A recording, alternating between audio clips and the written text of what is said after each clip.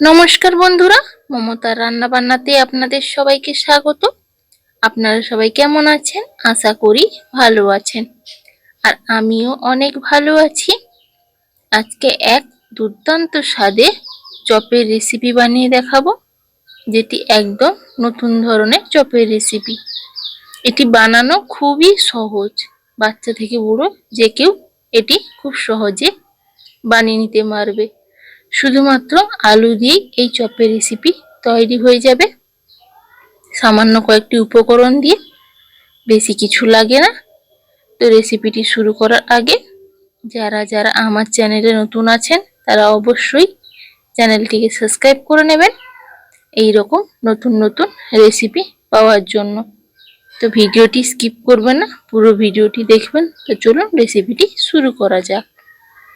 তো প্রথমেই আমি একটি পাত্রে কয়েকটা আলু সেদ্ধ করে নিয়েছি। সেদ্ধ করা আলুগুলি খোসা ছাড়িয়ে নিয়েছি। আমি ছোট সাইজের আলু নিয়েছি, আপনারা চাইলে দুটো বড় সাইজের আলু নিতে পারেন।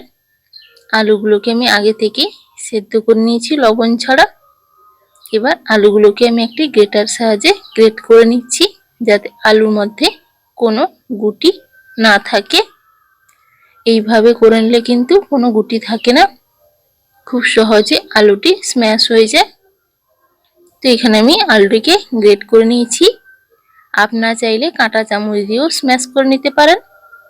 এবার এতে আমি দিয়ে দিচ্ছি শুকনো লঙ্কা কুচি, আপনারা চাইলে কাঁচা লঙ্কা কুচিও ব্যবহার করতে পারেন।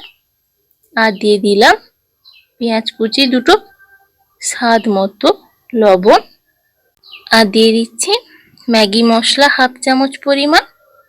আপনাদের কাছে যদি ম্যাগি মশলা না থাকে চাট মশলাও ইউজ করতে পারেন এর পরিবর্তে।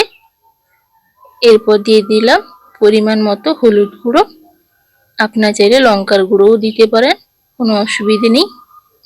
এবার সবগুলোকে ভালোভাবে মিশিয়ে নিতে হবে, যেভাবে আমরা আলু মাখা করি ওইভাবে, যাতে মশলাটি ভালোভাবে মিশে যায়। তো চ্যানেলে নতুন হয়ে থাকলে চ্যানেলটি অবশ্যই সাবস্ক্রাইব করে নেবেন নতুন নতুন মজার রেসিপি পাওয়ার জন্য। তো এখানে আমি ভালোভাবে মাখিয়ে নিয়েছি। এবার এটাকে আমি সাইডে রেখে হাতে যে আলুর এটা লেগেছিল ধুয়ে নিয়ে আমি অল্প তেল মাখিয়ে নিয়েছি হাতে। এবার আলুর পকোড়ার শেপ দিয়ে দেব, গোল শেপের আমি দিয়ে দেব। আপনারা যে কোনো শেপে দিতে পারেন, আমি এখানে গোল শেপ দিয়ে দিলাম, এটি বানাতে খুব সহজ হয়। তো একইভাবে আমি সবগুলোকে এইভাবে গোল শেপে দিয়ে দেব। এটা কিন্তু দোকানের আলুর চপের থেকে একটু অন্যরকম টেস্ট হয়, কিন্তু দুর্দান্ত স্বাদের হয়। একবার এইভাবে বাড়িতে বানিয়ে দেখবেন, সত্যি খুবই অসাধারণ হয় আর খুবই চটজলদি তৈরি হয়ে যায়। এবার অন্যদিকে আমি একটি পাত্রে নিয়ে নেব চায়ের কাপ মেপে হাফ কাপ আটা, হাফ কাপ বেসন। আটার পরিবর্তে আপনারা ময়দাও ব্যবহার করতে পারেন বা চালের গুঁড়ি। আর দিয়ে দিলাম হাফ চামচ কালো জিরে, কারি পাতা কুচি, যে আপনারা চাইলে ধনে পাতা কুচিও দিতে পারেন। কারি পাতা দিলে তার স্বাদটা একটু অন্যরকম হয়। আর দিয়ে দিলাম পরিমাণ মতো হলুদ গুঁড়ো, পরিমাণ মতো লঙ্কার গুঁড়ো, স্বাদ মতো লবণ। আর কিছু দিতে হবে না। এবার অল্প অল্প জল দিয়ে একটি ব্যাটার তৈরি করে নেব। এককালীন বেশি জল দিয়ে দেবেন না, অল্প অল্প জল দিয়ে এমন একটি ব্যাটার তৈরি করবেন যেটা বেশি ঘনও হবে না আবার বেশি পাতলাও হবে না। একটি ঘন ব্যাটার তৈরি করে নেবেন। হাতে কম সময় থাকলে এই চপের রেসিপিটি তৈরি করে নিতে পারেন।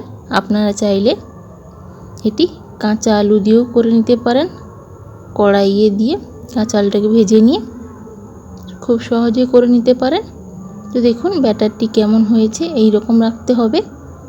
তো আমি আলুর যে চপগুলো করে রেখেছিলাম, এবার এই বেসনের এতে কোটিং করে আমি গরম তেলে ভেজে নেব এক একটা করে।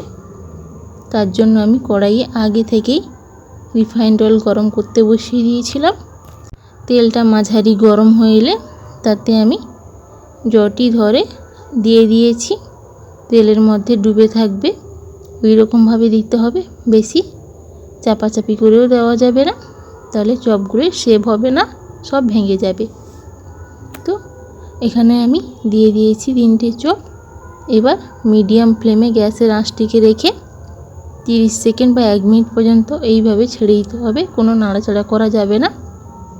1 মিনিট পরে এইভাবে এক পিঠ উল্টে নিয়ে অন্য পিঠটাকেও ভেজে নেব। এবার ততক্ষণ অবধি ভেজে নেব যতক্ষণ না এই রকম কালার চলে আসছে। তো একদম পারফেক্ট চপের কালার চলে এসেছে আর চপগুলো দারুণভাবে তৈরি হয়ে গেছে। তো আর কি দরকার, সন্ধ্যাবেলা যদি এই রকম মুচমুচে চপের রেসিপি থাকে আর কিছুই লাগে না, দোকান থেকে আর কিনে খাওয়ার প্রয়োজন নেই। তো আমি তেল থেকে ছেঁকে নিয়েছি, এবার বাকিগুলোকেও আমি একইভাবে ভেজে নেব। সবগুলোকে ভেজে নিই, তারপরে দেখুন কেমন হয়েছে, কত সুন্দর লাগছে তাই না?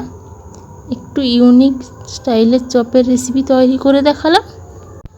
বাড়িতে এইভাবে একবার বানিয়ে দেখুন, সত্যি দুর্দান্ত হয় খেতে আর বাচ্চারাও খুব পছন্দ করবে। তো কেমন লাগলো আজকের এই চপের রেসিপিটি? যদি রেসিপিটি ভালো লেগে থাকে তাহলে ভিডিওটিতে একটি লাইক করে দেবেন আর চ্যানেলটিকে সাবস্ক্রাইব করতে কিন্তু ভুলবেন না। আর এইভাবে চপের রেসিপি বাড়িতে বানিয়ে আমাকে কমেন্ট করে জানাতে ভুলবেন না কেমন হয়েছে রেসিপিটি। তো সবাই ভালো থাকবেন, সুস্থ থাকবেন, দেখা হবে আবারও একটি নতুন ভিডিওতে। ততক্ষণের জন্য টাটা, রাধে রাধে।